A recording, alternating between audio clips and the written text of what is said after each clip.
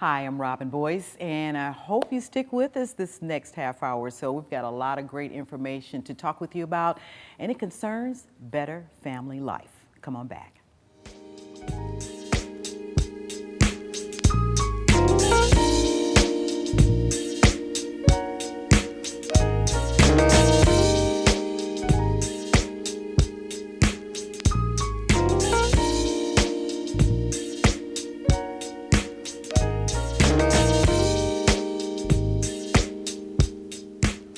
Thanks for staying with us here on City Corner today. I'm Robin Boyce, and in the studios with me is Malik Ahmed, who is, I said executive director of Better Family Life, but you're like president, founder, you all of it. The CEO. You're the CEO. And I just happen to be the founder. You just, Malik, it's so good to see you. Always good seeing you, Robin. You know, and by the way, you look good. Thank you. Yes, God preserves, okay? Oh, boy, same with you. God preserves. You are and so Sister Deborah, fine. every time I see her, Yes. she's just always bouncing. Yes, and yes. she's like a little teenager. Every time I see her, she's just bouncing. Absolutely. I mean, you know, we go back 30-something years 30-some years. And Robin, you don't look a day different from Really? the People person say that, but I that met. is nobody but God. You look That's good. God. You look good. I appreciate it, my Yes. brother. I really appreciate it because it's you know, time can wear folks out That's right. and bring them to a point. But for whatever reason, God decided, hey, we're going to keep you. That's right.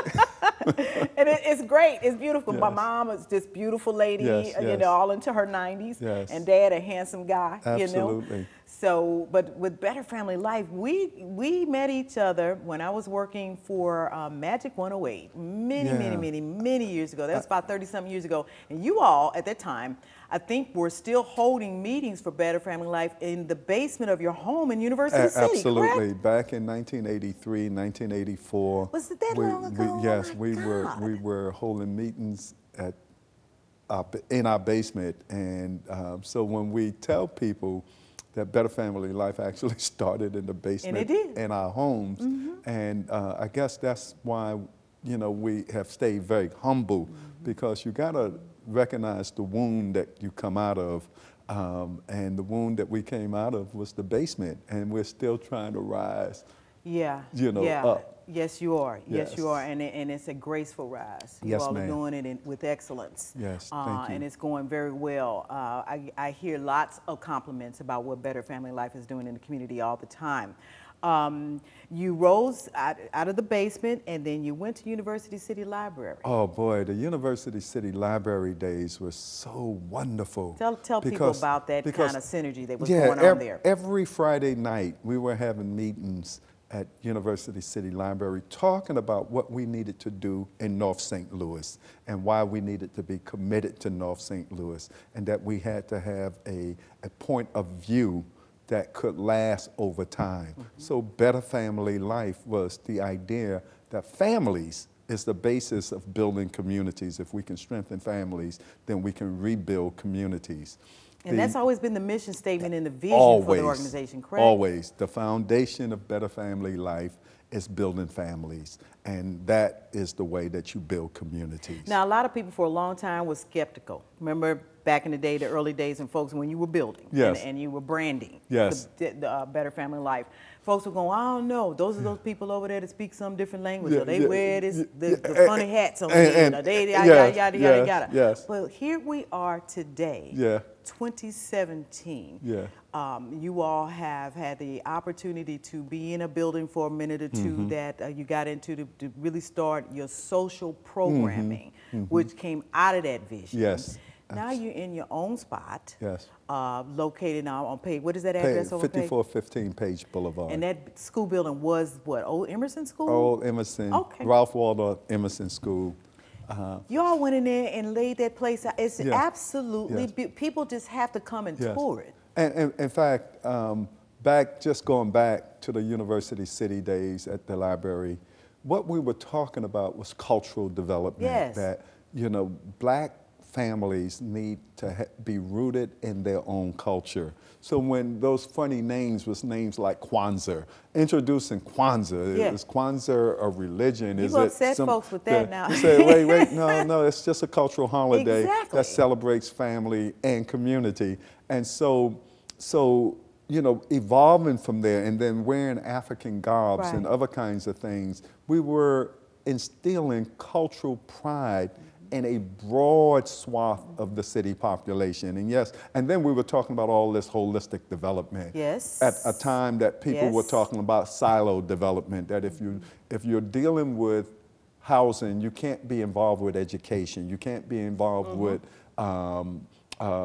social service, you can't be involved with all these things. Everything was so compartmentalized there. We came with a whole different perspective Yes, you did. of what community development was. It had to be holistic, and it had to be rooted in the people that live in that community. So we kind of upended the whole social service structure with a holistic community development that includes social services, education, culture, community activism, and then living in the neighborhoods that we talked about. Right. Right, because you eventually came on into the city of St. came Louis. into the city. And started helping to develop people, Yes. neighborhoods, Yeah. structures. Exactly. And dealing with infrastructures that needed some holistic approaches to it. Exactly, and that was 30 years ago. Yes, That yes. We moved into the building at, the city-owned building at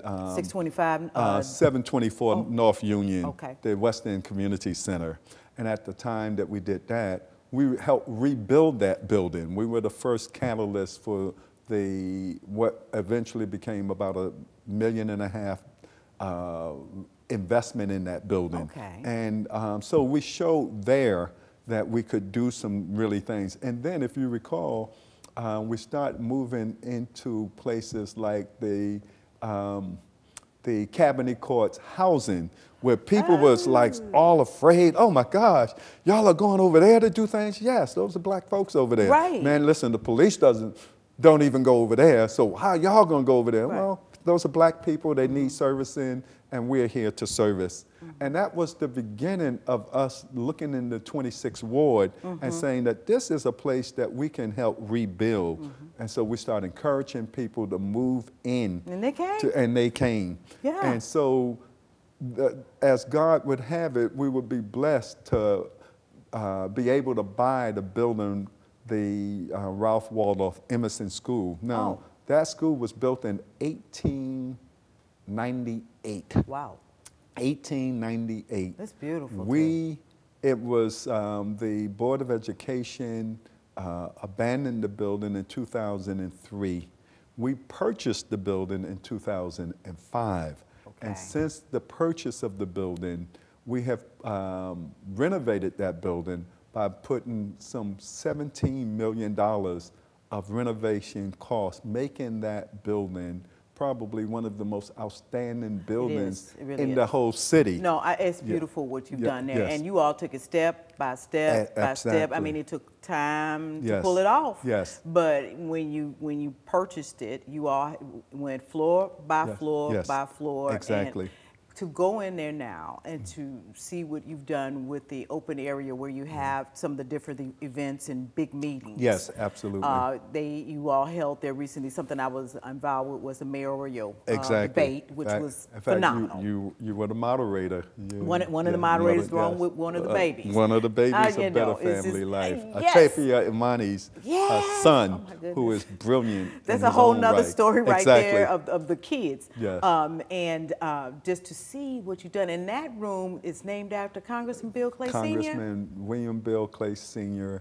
and the whole structure. What we're trying to do, Robin, is name every aspect of that building after different African Americans in St. Louis who've made great contributions, so that when people come into that building, it's a history lesson all in itself.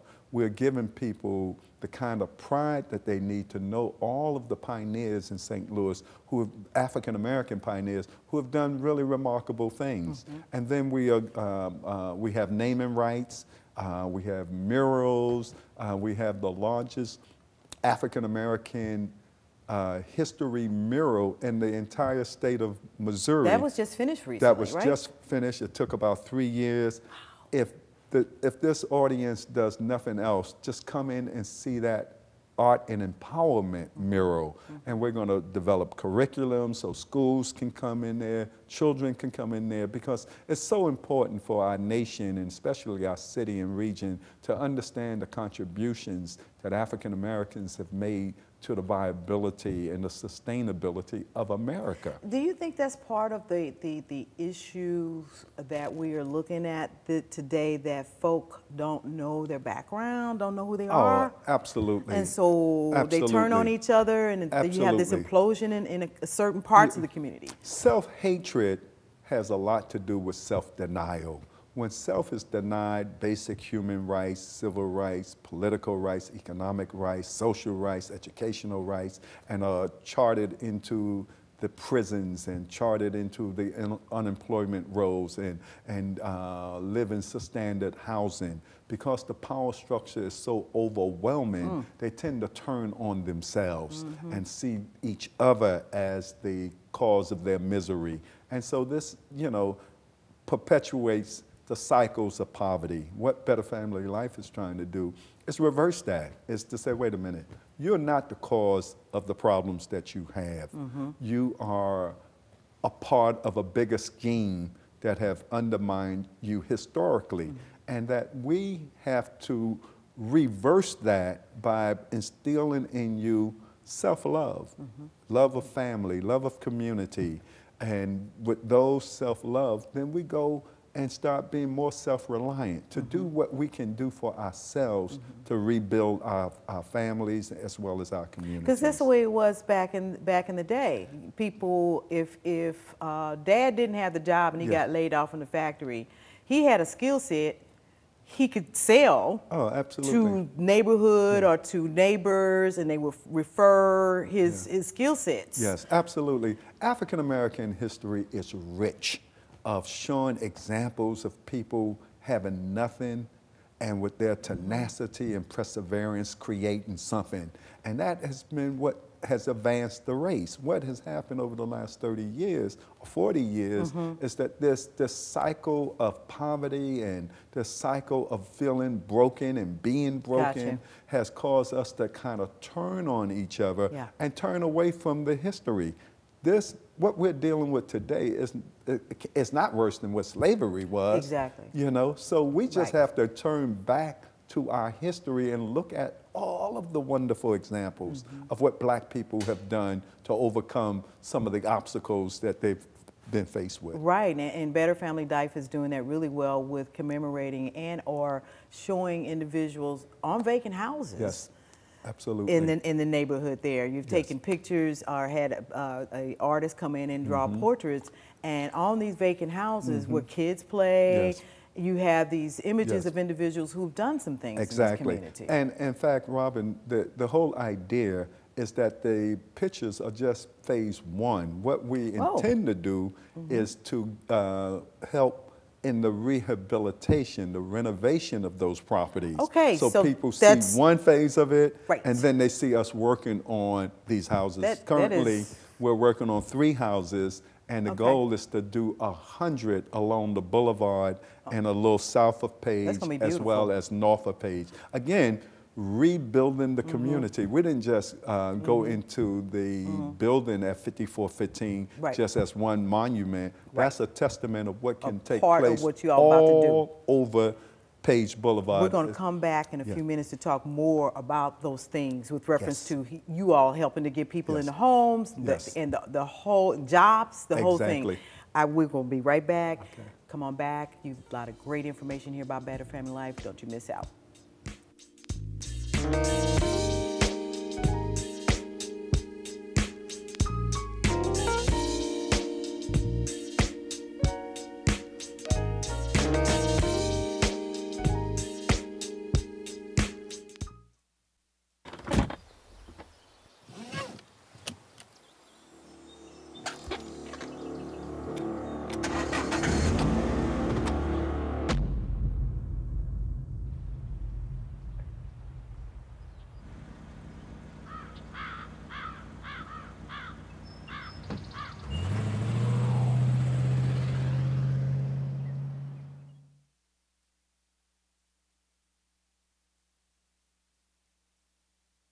Every time I hear the alarm bell go off in school, I think it's an air raid. A lot of houses in our neighborhood have been destroyed. I like to close my ears and sing songs whenever the bombs come close. I'm worried our new neighbors won't like us. But I know it's all gonna be worth it. I just want my family to be safe. But these are not my words. These are not my words. These are not my words.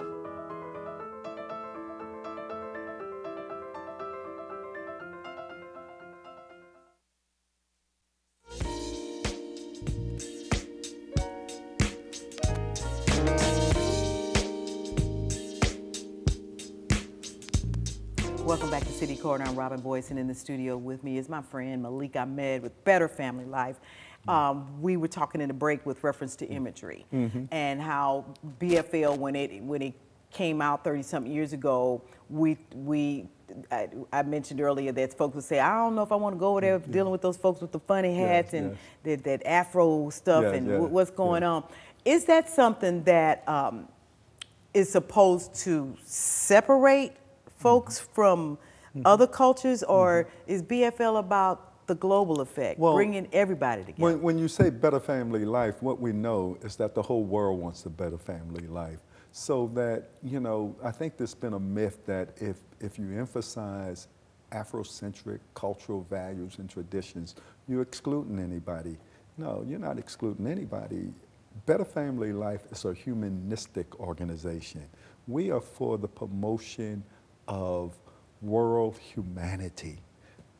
We are African Americans, so we have to do it from our interests and our perspective. But bottom line is that it's humanistic. In the employment of Better Family Life, we have whites that work for Better Family Life, Asians, Hispanics, Native Americans, we have Bosnians. I mean, it's amazing how much what we say and what we do attracts all kinds of people. It's amazing for me to walk in that building and see your dream.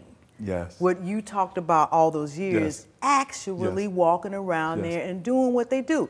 You have several departments that take care of social services. Talk about some of those. First of all, Robin, it's not my dream, it's our dream. Because you've been very much a part of it from the beginning.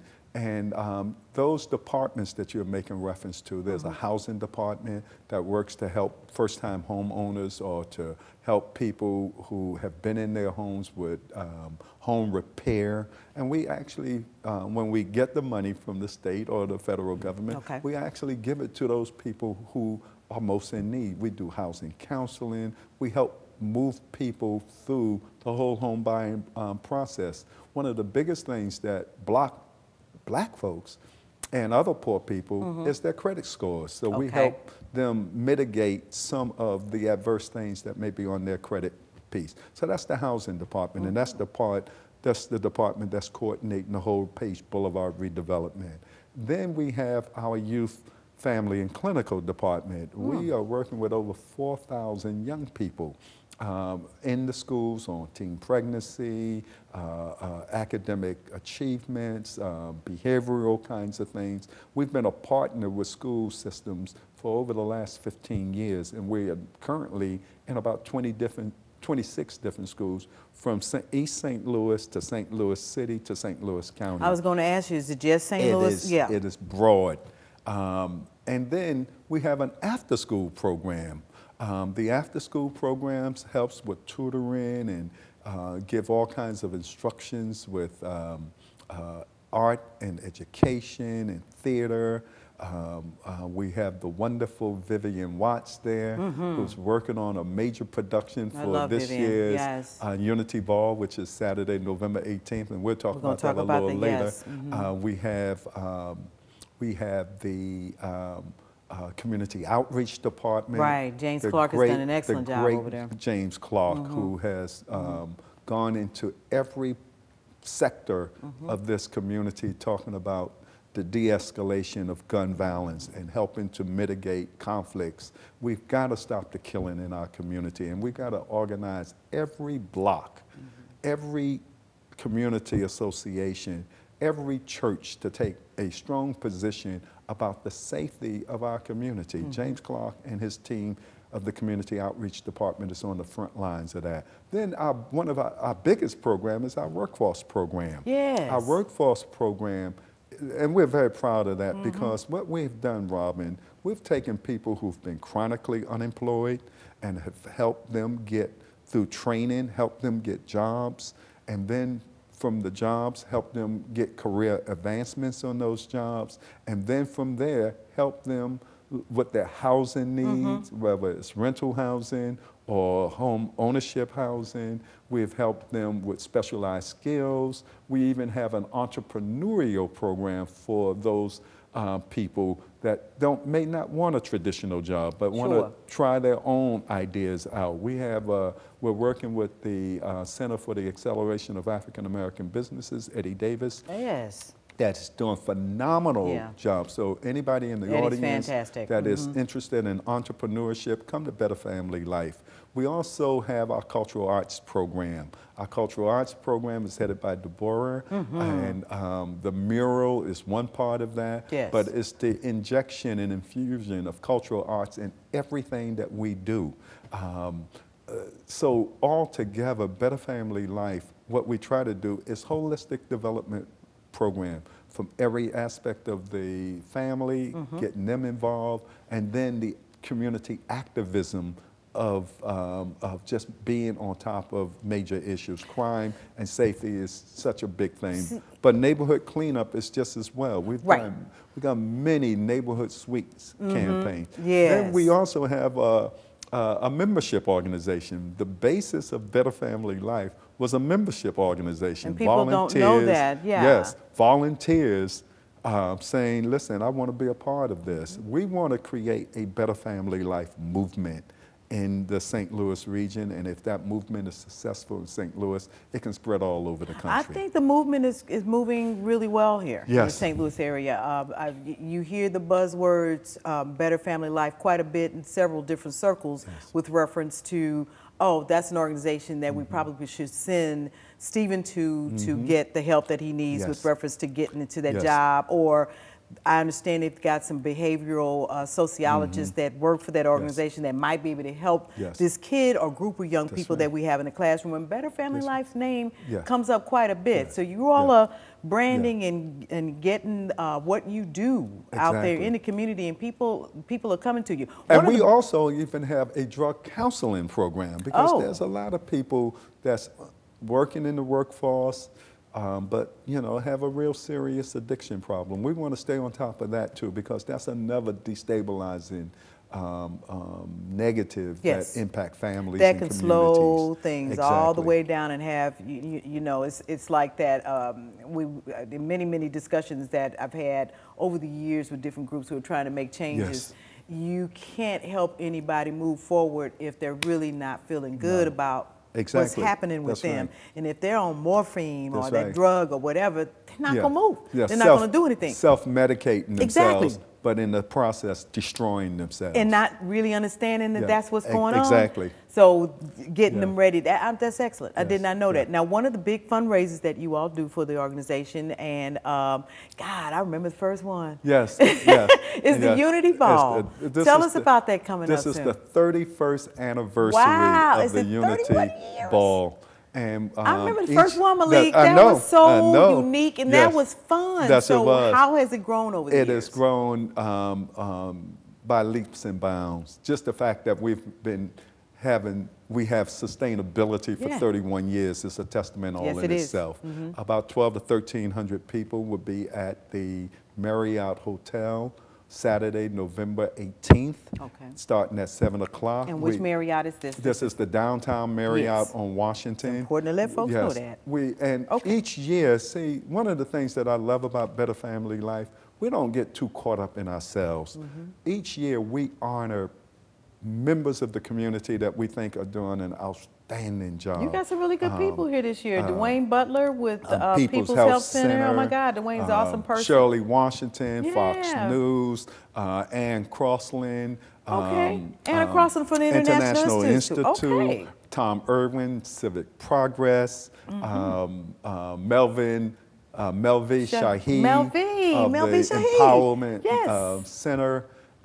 It's just some Had him wonderful on the show several people. times. And then we have Dr. Nathan Murdoch, who is going to receive our Lifetime Achievement Award, excellent gynecologist who probably have delivered more babies in this community than anybody. He's in his 80s and he is still like just very active. He was the former president of the National Medical Association, as well as the American Medical Association. So we have a giant in our community, and again, that's what I'm saying. We want to always be willing and able to recognize great people. I was honored when we recognized you, Robin. You're kind. You know, and that was in the early days. That was in the early days. In the early days. And so you know, so we don't get too caught up in ourselves. We want to always tell this community about great people like yourself and others who are doing outstanding things in the community. The Unity Ball is that place. And our youth program is doing a whole piece on the Delmar Divide. The whole theme of this year is called the Delmar Divide.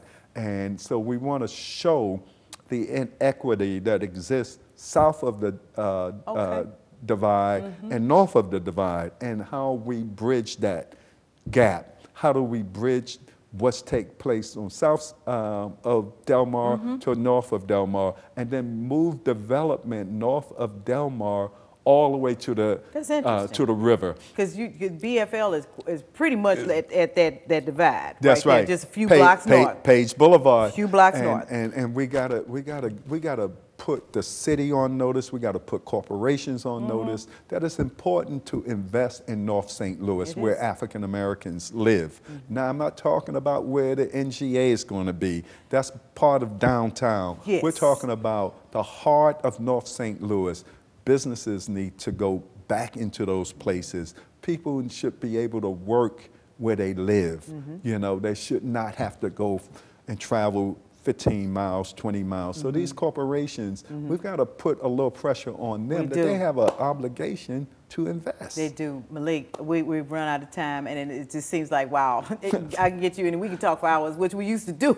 Exactly. Really, just talk for hours and about what needs to happen in this community. I appreciate you for coming in and talking with us here on City Corner. I want to have you back. I'd like to have you on with a group of folks to talk and debate some of the issues that are going on in the community. I appreciate you more, Robin. You have been, thank you, sir. You've really been a champion for our community and African Americans. So thank you very much for all that you have contributed. Thank you so much, and thank you for coming on for the show, and thank you so much for tuning in to City Corner. You stick with us and come on back for the next time. We'll have some more great information to you.